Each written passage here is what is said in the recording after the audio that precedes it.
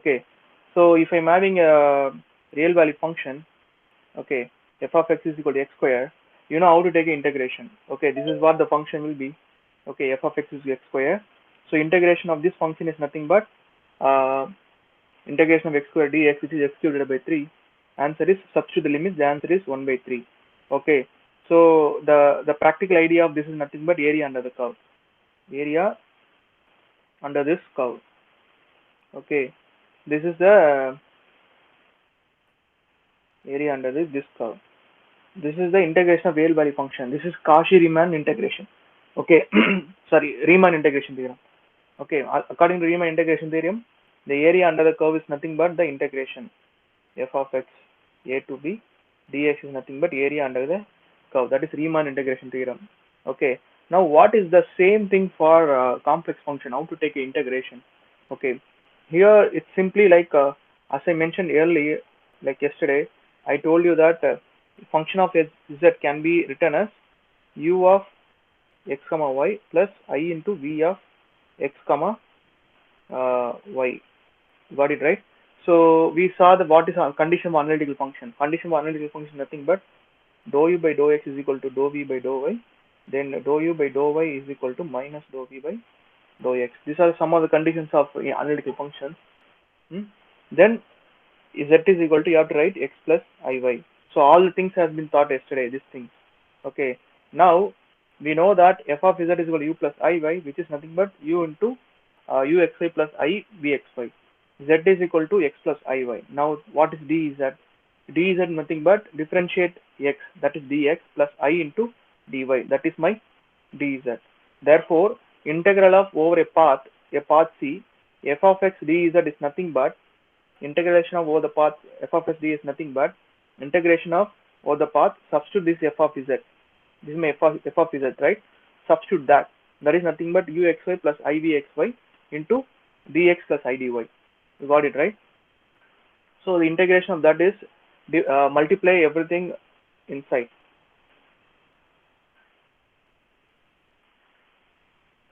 You got it, right? So multiply that. So uxy into dx, udx plus iv dx plus iu dy plus I square v dy. So we got the four terms, and split the real part and imaginary part separately. The real part is nothing but u dx, and I square is minus 1 minus v dy. That is the real part, and the imaginary part is nothing but I integration of I plus I into integration of v dx plus u dy. Okay, that is my imaginary part. Okay, so the integration of f of z dz can be done by this real part by separating the real part and imaginary part,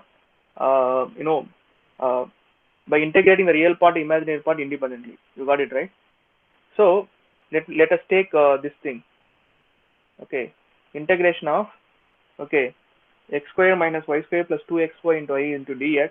Okay, when integration starts from integration starts from 0 to 3 plus I. Okay, integration starts from 0 to 3 plus I, where y is equal to x by 3. Okay, that is a path. Okay, y is equal to x by 3. Now integration 0 to 3i. Okay, x square minus y square plus 2xy into there. Instead of d, that substitute dx into I dy. Try to separate the real part and imaginary part. Try to separate the real part and imaginary part.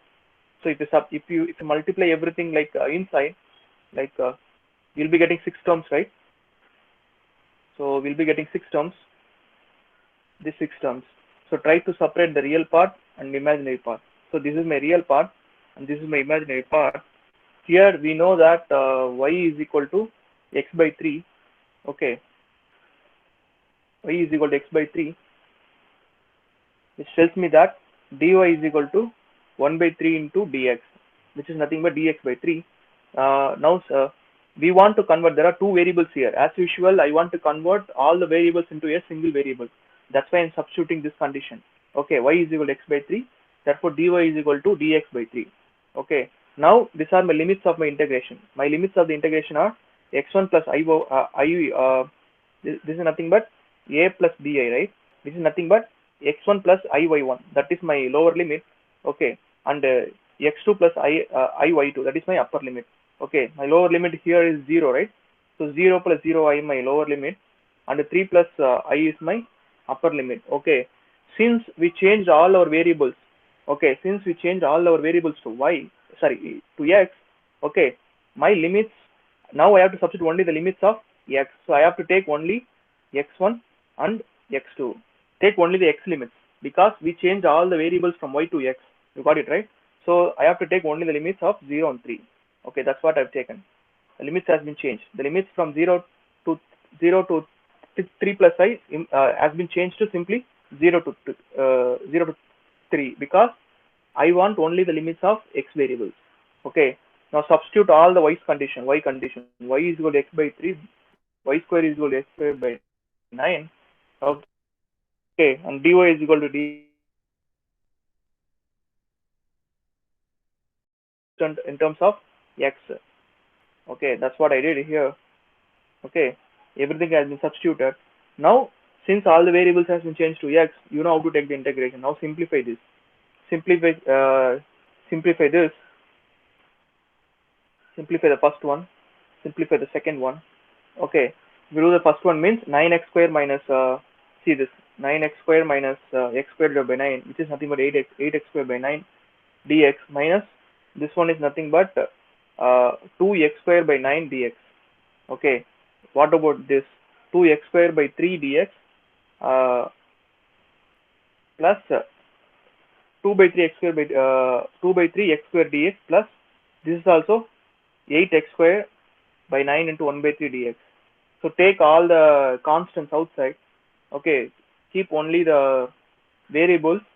Here I took all the constants outside. I kept only the x square inside. Similarly, take all the constants outside. Do the integration separately for real functions, imaginary functions.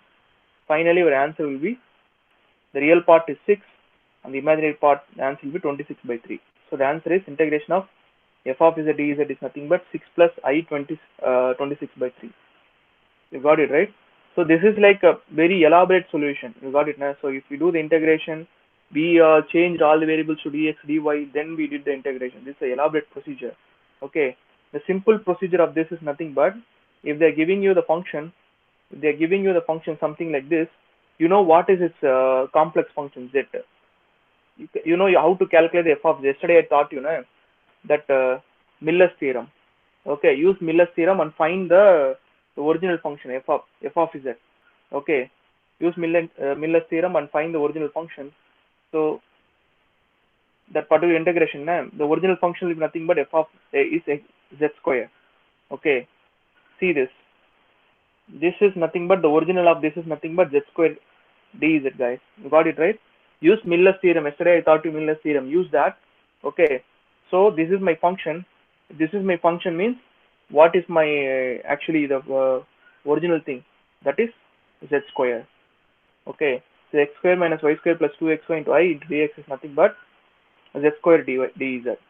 Now we changed our, instead of two variables, we changed into a complex function.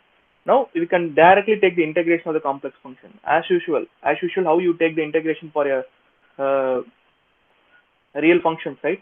Scalar function, the same integration. Like the formula for integration of z square ds is nothing but z cube divided by 3, and substitute the limits.